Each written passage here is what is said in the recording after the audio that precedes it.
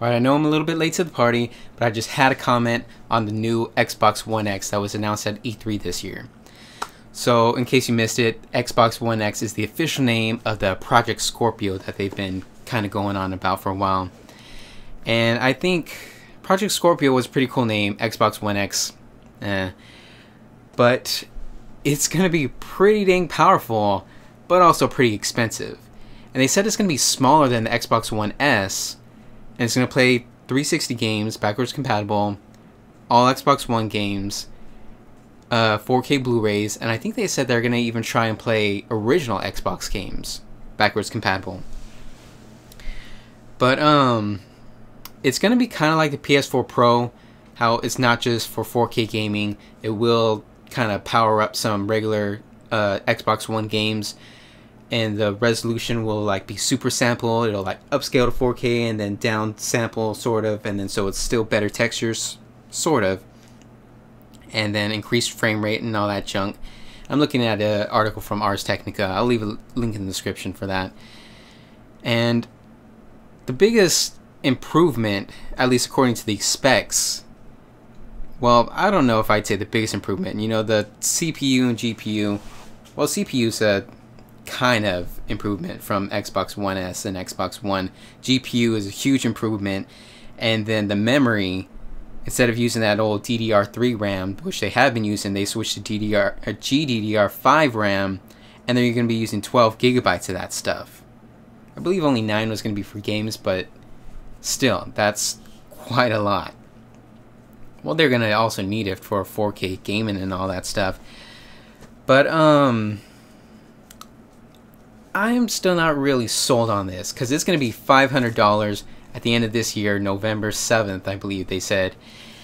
And I don't know, man, because this November is going to be the 4-year anniversary for the Xbox One and the PlayStation 4, if I recall correctly.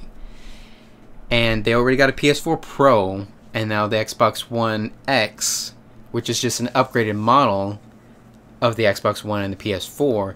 So I can understand if they did a smaller model, like PS4 Slim, Xbox One S and all that stuff, even doing a 4K Blu-ray player built in, that's fine.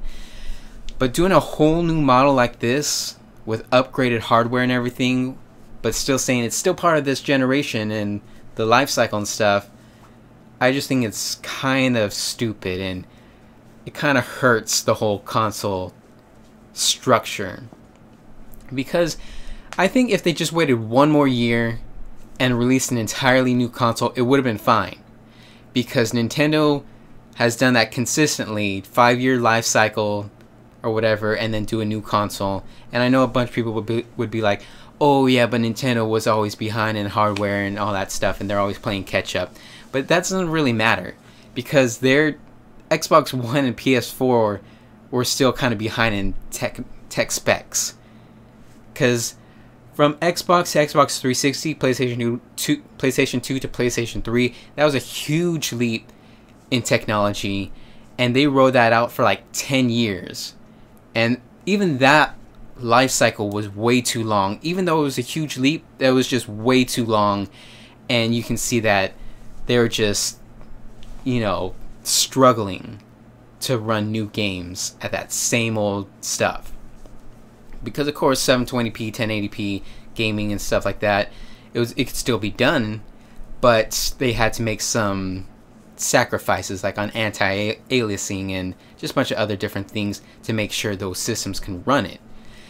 So if they just went PS4, Xbox One, only 5-year life cycle, which means 1.5 more years, and then they do a whole new PS5, Xbox, whatever the hell they want to call it next, I think it would have been fine, because then it would have been another huge jump from 1080p gaming to 4K gaming, and then they would have had the 4K Blu-rays built in and all that stuff. They could say and justify a brand new, real brand new console.